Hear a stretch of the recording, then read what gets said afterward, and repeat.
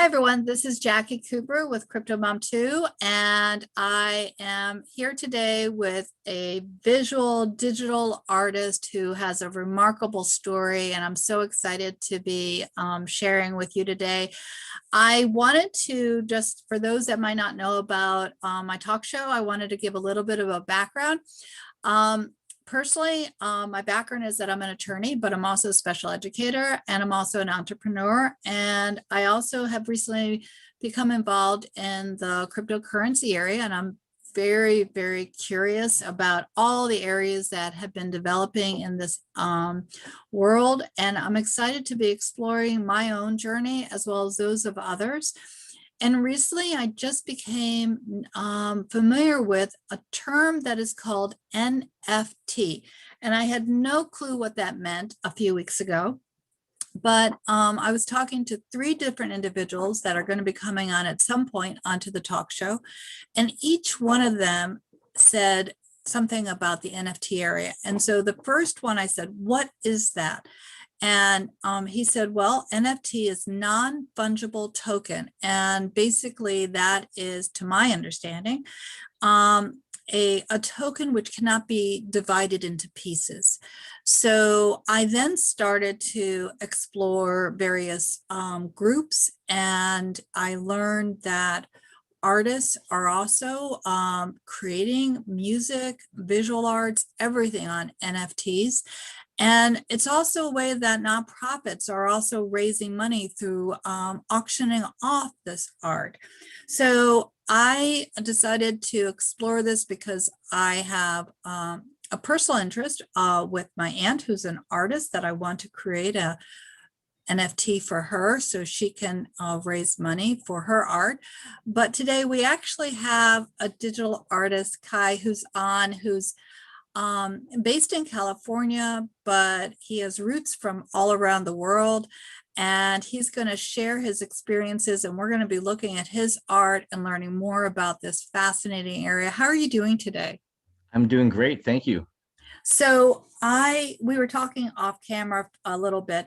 I love your name. Can you introduce your full name, because it is so melodic and artistic in its own way?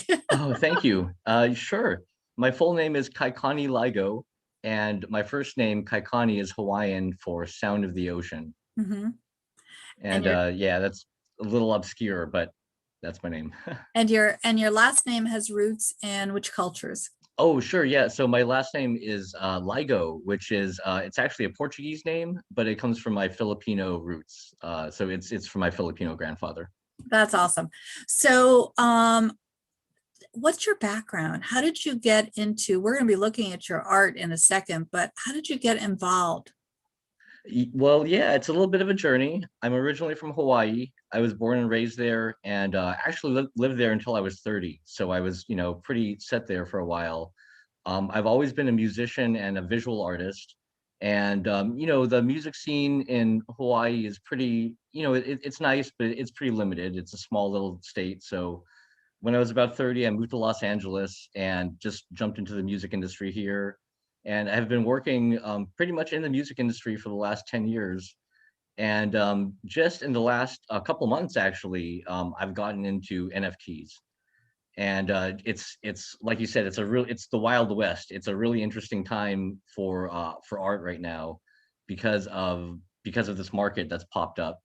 And it seems to have kind of taken the world by storm, because Saturday Night Live is making skits about it, and everyone is seemingly asking what an NFT is. So it's a very fresh new time right now for sure. So yeah. So what kind of music do you play? I play a lot of different things. Right now I'm focusing mainly on electronic music that's 80s inspired. So a term a lot of people like to use is synthwave, but that's sort of a catch-all term for music that's electronic and 80s and sort of, like an 80s pop or a new wave sound. So I do that. I just released a record of that kind of music. But I do a lot of other stuff too. I do heavy metal and rock and stuff. So it's kind of just depends on what I'm doing at the moment. So how did you end up getting into the cryptocurrency world and the NFT world? Sure. Well, I first got into cryptocurrency a couple of years ago, and I'll be honest with you. I first heard about Bitcoin when it was at $1, Oh, wow. and that's when I remember hearing about it and thinking, "Wow, this is a novel thing. I should buy some." I didn't actually buy any until it hit about $230 per Bitcoin, You're and better and than me. and I just kept it going. yeah, yeah, and looking back now, that seems like such an outrageously low value, you know? And it's really funny because I remember back then thinking, man, I probably missed the boat. I'm probably throwing away this $200. It's gonna be nothing. But I invested into that, and even more unfortunately, to be honest, I saw it rise to about $400, and about then I found out that you could gamble online with cryptocurrency. And I'm not really like a big gambler, but for me it was still a novel thing. And I was thinking, what can you really do with this? I kind of want to spend it. I kind of want to see what I can buy with the Bitcoin. So I gambled and won a little bit here and there, and then it just ended up losing it all, to be honest. So that whole process left such a bad taste in my mouth, and just regret that I kind of just tried to forget about it. Yeah. And again, that's probably not the right thing to do. And forgetting about it meant just not investing in crypto or paying attention to it. And then next thing you know, a Bitcoin is worth like tens of thousands of dollars. So actually the NFT market and this whole rise of the NFT is what got me back into cryptocurrency too. And it's really good. It's actually good because when you think about it, cryptocurrency is going to be the way of the future. It's going to be how we make probably even simple little transactions in the future, and to be familiar with it and to be investing in it. And even if you don't have a lot of money, just like you mentioned earlier, like to open up a wallet, you don't even have to necessarily put any money into it, but just to familiarize yourself with these things, Mhm. it's probably way better to be doing that now than later. So you decided as an artist, or well, how did you learn about NFTs?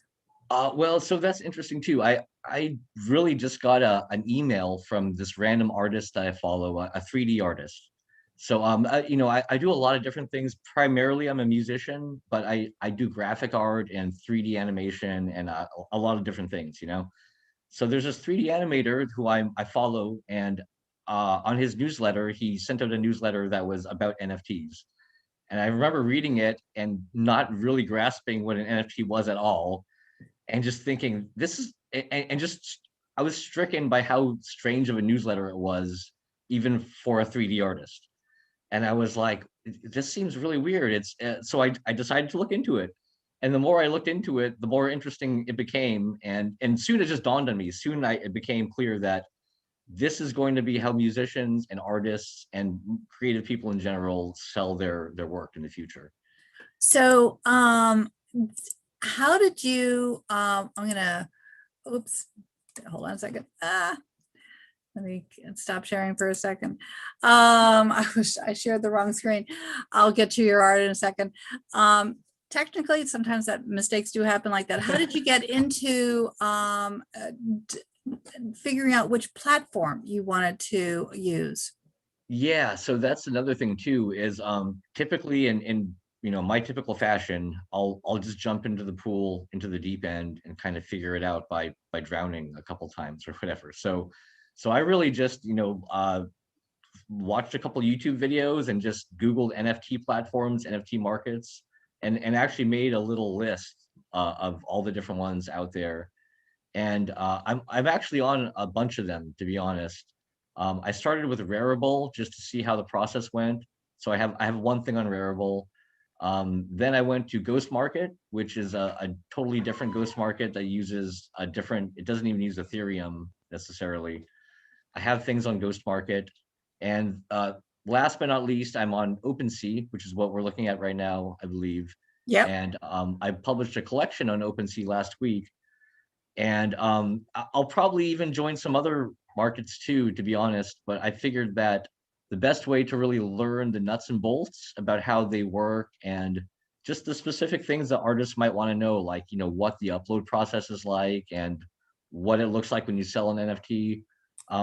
just to jump in there and just do it, you know. So I've experienced a lot of those things so far on these different platforms. So even though I don't have a great behind the scenes technical understanding of blockchain technology and things like that, I think in the last couple of weeks I've developed a decent working understanding of several different NFT platforms, and especially just a lot of the questions that artists have getting into this. You know, how much does it cost? What do I have to do? You know, how should I prepare my artwork? Those are all actually pretty simple questions. But you know, I had to kind of do it first to figure it out.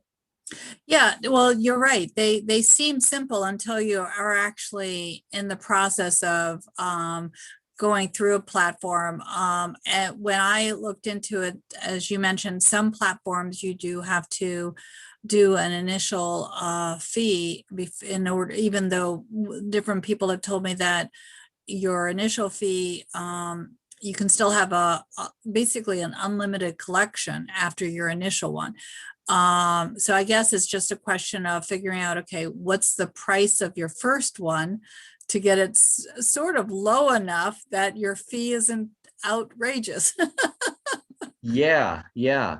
So what I did for that on Opensea was I just published an initial like an image, just some artwork that I had done, and not anything special, just to get that initial transaction out of the way so I could publish a collection. Yeah. And there's a couple different things to keep in mind.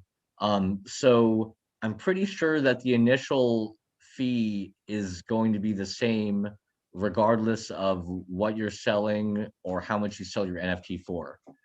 So you could list an NFT that you want to sell for, say, 3 Ethereum, you know, which would be like thousands of dollars, or you could sell an NFT that you list for 0.0 Ethereum, and it would be the same, I think. But what does make the cost go up or down are the gas fees, the Ethereum gas fees that fluctuate based on actual network usage. So that's why a lot of people, you know, which is really confusing too, because if you go into Facebook and say, hey, how much does it cost to open an account on OpenSea? People can't really give you a straight answer, because for one Yeah. person it might have been $50, for another person it might have been $150. And then to make matters even more confusing is that it actually takes 2 transactions to basically solidify your OpenSea account. What do So you mean by 2 transactions? 2 sales or 2 postings? actually two separate literal transactions within your MetaMask wallet.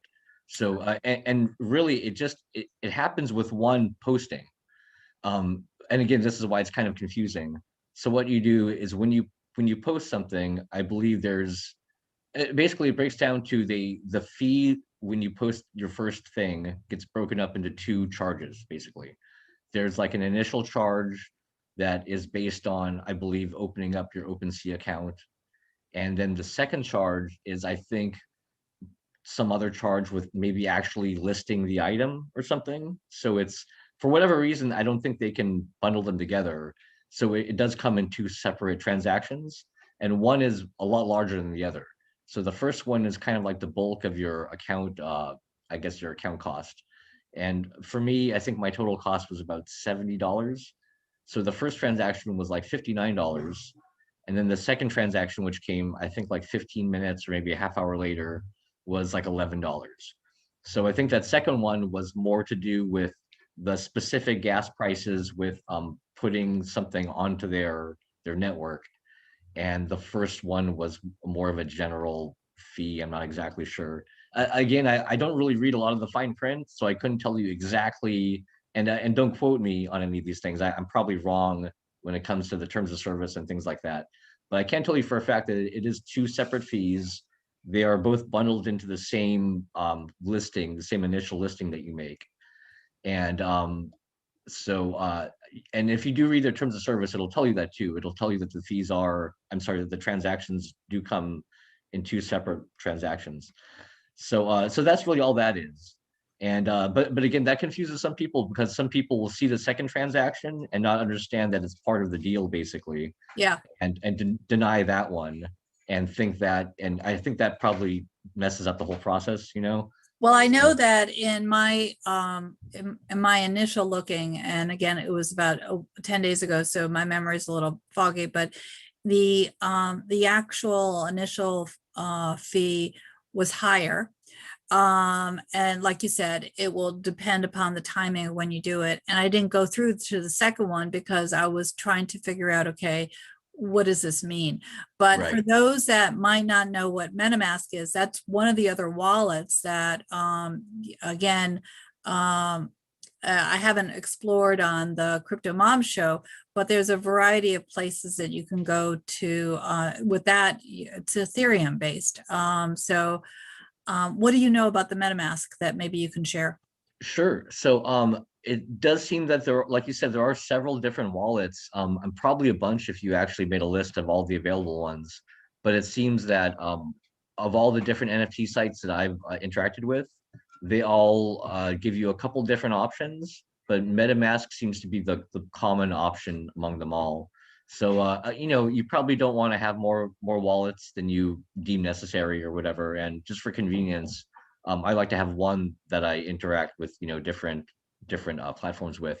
So I went with MetaMask, and my MetaMask works with OpenSea and also Rarible. So and interestingly enough, it actually seems that there are even other platforms that are like relisting platforms that will just pick up your account and basically like I'm not exactly sure what the term is, but like mirror it basically onto like some Interesting. other completely, because in my research I found these other platforms that I'm on that I didn't upload anything to, and they're basically just mirroring my OpenSea account or whatever. But the interesting thing about those is that when I log onto those websites with my MetaMask wallet, it basically imports like some of the information and stuff, and like basically like pre-populates your account with Are some there any information. additional fees for being on those or no? I don't think so. No, not that I've seen. Probably if you try to list something through them exclusively, Yeah. probably there would be. But as far as what they're doing, just the mirroring process, no. So they might get a commission when it gets sold there. And they might Probably. have some sort of relationship with OpenSea. It sounds similar to like my podcast, where the more episodes I do in different with different topics, I'm now pushed out to 8 different areas. And they're pushing it out. I don't have to. So when in the Rarible, is there a cost for listing on Rarible? Yeah, Rarible is a different platform. It's similar to OpenSea. The reason I didn't stay with Rarible is that their structure is that you pay every single time you list an NFT. Oh, wow. Yeah, What's and is it a lesser cost though? well, one NFT was about $50 to list there. So it seemed to me that it was pretty much comparable with my first OpenSea listing. Yeah. You know, it was probably about the same amount of Ethereum actually, even though the dollar cost was more because I think the price of Ethereum went up. But yeah, I think Rarible, you literally have to pay sort of like an OpenSea initial account listing price every time you list something. So I don't really know what the advantage is. Maybe it's just more of an exclusive platform. That's kind of the vibe I got from it.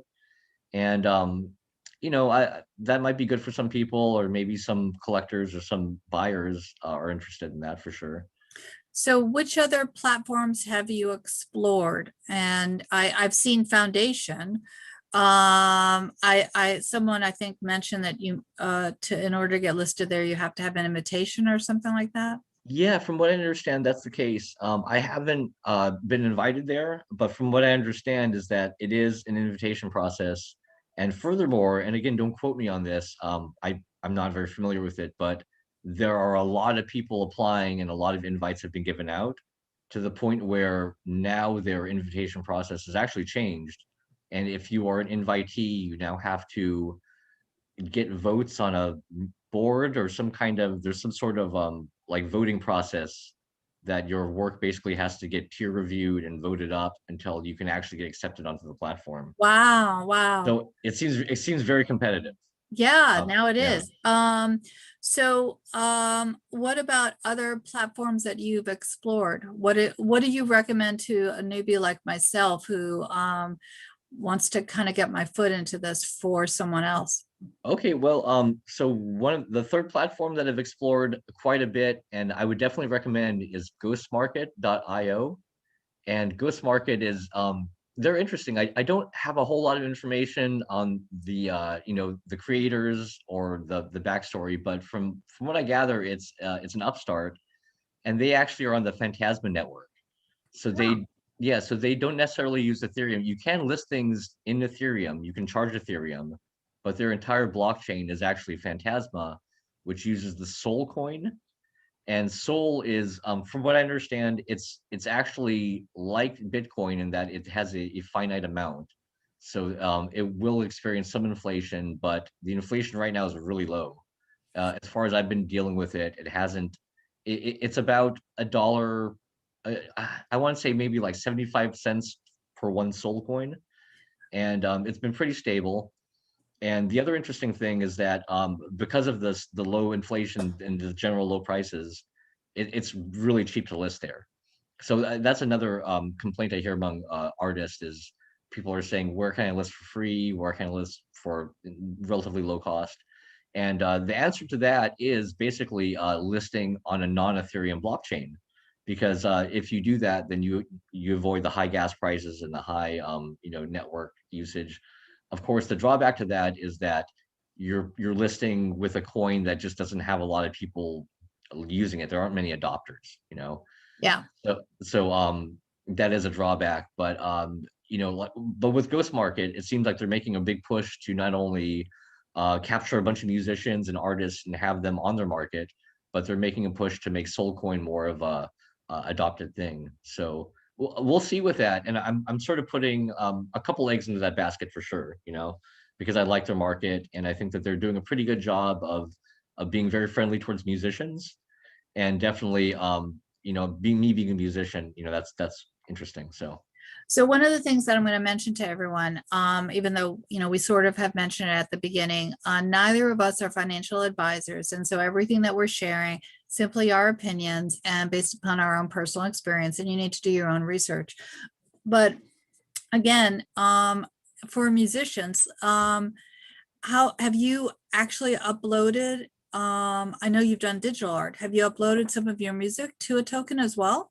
I have actually. I've uploaded quite a few songs, and that's the cool thing is I've sold at least one song on Ghost Market, and I sold it for about like $20, $30, maybe something like that. But it's cool just to have a sale, and again, Yeah. just to see the process, and How you know, was the it, process? For those that might not know, when you create a token, it's on the blockchain, right? And yes. so, and basically you're contracting that this object, this art, this music now is going to be transferred over to someone else. So what have you found the experience to be like? I mean, it's pretty simple. It's really not too much different from selling a CD or selling, a concert ticket or something. And it's really painless and pretty cool.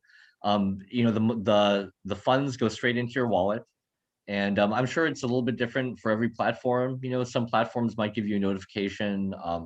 Ghost Market didn't actually, and maybe that's just because they're new and their UI is kind of being worked on, but yeah, I mean, it all went through perfectly though, so no complaints. You see the funds, show up, and you see the actual NFT transfer to another random person's account. And another important thing too to keep in mind for artists is that so like you said, NFTs operate on the concept of a smart contract, Right. which a smart contract can really be anything you want. You can make it's like a regular contract. You can write whatever you want, right? But it seems to be with most of these art-based NFTs, there's a commission process built in, Uh, where because as you can sell an NFT to someone online, those people can resell them too.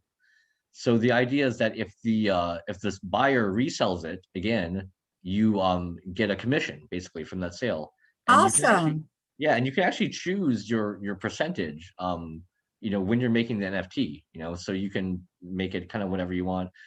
The common percentage seems to be about 10%. That's really all the tutorials and guides I say that that's sort of the commonly accepted percentage. And if you go above that, you should definitely inform the buyer. But 10% is pretty much what most of the smart contracts kind of offer by default. And so, and the cool thing about that is coming from the music background, you see, the classic thing is you have an artist, you have a band, and they start out as a local band somewhere and they sell demo tapes, and then they become rich and famous. And then one day that original demo tape or demo album is on eBay for $10,000 or something, Exactly. and that kind of thing really does happen. Even to this day, that happens with new bands, but the problem is bands never, you don't get a cut of that because, Yeah, the person selling it on eBay just takes the money. that's right. But with an NFT, that all changes. That's kind of the cool thing about all of this is that if that music gets resold down the road for whatever price, you now get, 10% from that sale. So quick question on the, because I haven't gone through the entire process yet. I know I will be doing that within the next week, and anyone who's listening, definitely understand that there'll be contact information below, so you'll be able to buy the artwork that you're learning about, but you can also reach out to either of us. But is the standard language of the contract already built into the platform, or do you have to think about the language that you want to attach it to your NFT? The standard language is built into the platform. Okay. But with that said, I would definitely advise people out there who are doing this for themselves to read the terms of service. Even though I just earlier said I don't read terms of service, I do try to, especially when it comes to these sorts of things. So definitely see what their standard contract is, and that Yeah. is something that you can find in the terms of service. Just read what their standard NFT contract is, because that is basically what you're giving your music to, or the terms under which you're selling your music or art, of course. So you're right. So the beauty is you don't actually have to think about it. So you if you're not thinking about that, you don't have to write legalese, you don't have to come up with any sort of contract yourself. There is a standard contract, and upon just me reviewing them, I haven't found anything egregious or crazy or anything. Usually they pretty much just say you're selling your artwork to this person, you're not transferring any rights, any but of course anything else you want to add on top of that is on you, and you can do. You just have to basically write your own contract. And the way that actually works, which is pretty simple too, is if you do want to make something crazy or funky or something extra special, you basically just add that to the description of the NFT when you create it. Because that description box, it is just kind of a description box, but it's more than that. That's data that gets attached to the blockchain with the actual NFT. So that can be any kind of stipulation or anything that you would definitely want the buyer to adhere to legally. You can put there, and then that is there attached to the actual blockchain. So for those that might be new to this, and trust me, I'm new to this, but I'm trying to learn the language, and so hopefully what I'm sharing will help everyone. My understanding of blockchain, it's like Legos. One piece fits into the other, and so that's why it is really hard to hide things, because every piece is transparent in some way. Your personal identity might be not transparent because it's coded with numbers, but it is a mathematical equation. It is definitely coding. So just like what you said, if it is on the blockchain, so that means that everything is accountable and traceable. Exactly. So and that's exciting. So what's your next adventure? You're creating more art, more music? Yeah. Well, I definitely would actually probably. I'm thinking I'm definitely going to make another collection connected to the collection I just released, and if you don't mind me talking about that a little more, it might actually Yeah, speak to some of your travel listeners. So, yeah, as I said earlier, I'm from Hawaii, and I've been living in Los Angeles for the last 10 years or so. But Hawaii is a very special place. It's literally one of the most interesting melting pots you'll ever see of cultures, of just people from around the world. of different parts of the US coming together, different parts of the Pacific Rim, basically. And so what I did is I basically created a collection to celebrate all this. And so it's called CryptoBraddaz, and I love it. being like brothers, but in a Hawaiian pidgin. And it sort of is like CryptoPunks. And if your listeners aren't familiar with CryptoPunks, that's probably one of the most popular NFT collections that on the scene. And they're basically just pixel art characters, so little caricature drawings of people. And basically, the company that makes them gave them away at first, and lo and behold, they got really popular, and people started reselling them. So like I said, upon the resales, people are now reselling these little pixel art people for like $10,000, $40,000. Wow. Yeah, yeah, and the creators are getting 10%, assuming 10% of each one of those resales. So what I did is basically copied that model and made 100 different little pixel art people of different nationalities, different ethnicities, 50 women, 50 men, and just different little faces and characters. And I didn't just stop there. I gave each one a unique set of attributes, a name, and sort of like a little character profile. And I didn't stop there. I actually attached each one into a 3D animated background that's dynamic and flashing, and it's pretty cool. I don't know if you remember Pogs. I Um, don't. I don't. okay, well, it was kind of a fad from the 90s. It was a game where basically it's these little milk caps, like these little cardboard milk caps that kids used to stack up and hit with another milk cap. It was just a little fad. So it's the 3D animation is basically one of those spinning around and doing some cool little moves. So So do you have, when will that be out? that's already out. That's actually on the Opensea page Okay. that we were looking at. That's what that is. So yeah, so and they're actually for free too. Just to let you know that I'm not even charging any money for them. There is a gas fee. If you do want to claim one, you do have to pay the transaction fee, which is a gas fee. But there is actually no charge associated to the actual NFT. So I'm not making any money. There's no initial sale.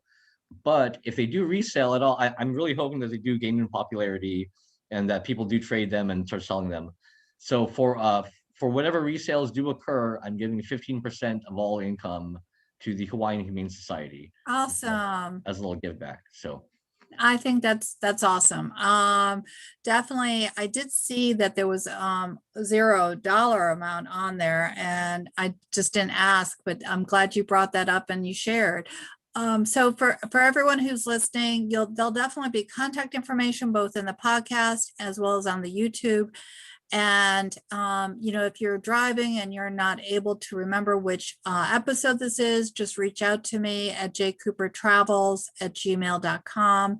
Even though I'm doing the Crypto Mom, I have more than one podcast. And so JCooperTravels@gmail.com, definitely. So thank you so much for being on. I love it. We're going to definitely have more conversations. The NFT world is just breaking out and it's phenomenal. I mean, again, it might have been around for a while, but I'm just learning about it. So I am excited same about here. having, new experiences with it. And thank you so much for being on. Oh, thank you so much. I'm really happy to be here. Appreciate it.